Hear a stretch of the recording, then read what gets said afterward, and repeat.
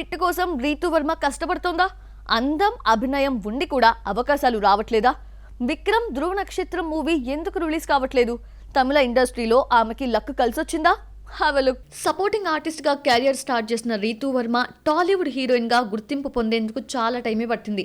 పెళ్లి చూపులతో తనని తాను ప్రూవ్ చేసుకున్నప్పటికీ ఛాన్స్లైతే క్యూ కట్టలేదు. దీంతో కోలీవుడ్ ఇండస్ట్రీపై ఫోకస్ పెట్టింది.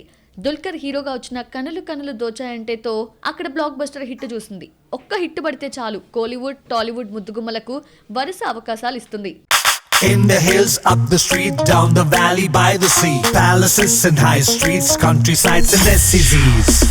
We've been here, we've been there, Veka's been just everywhere.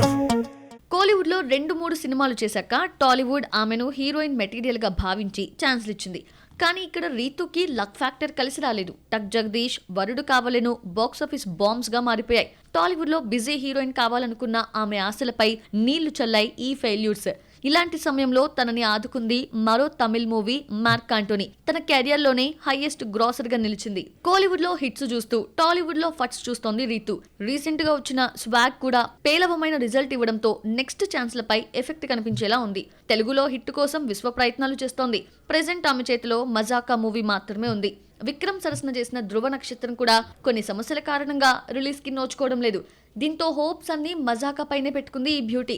మరి మజాకా రిజల్ట్ ఆమె నెక్స్ట్ ఛాన్స్లపై ఎలాంటి ఎఫెక్ట్ చూపిస్తుందో చూడాలి.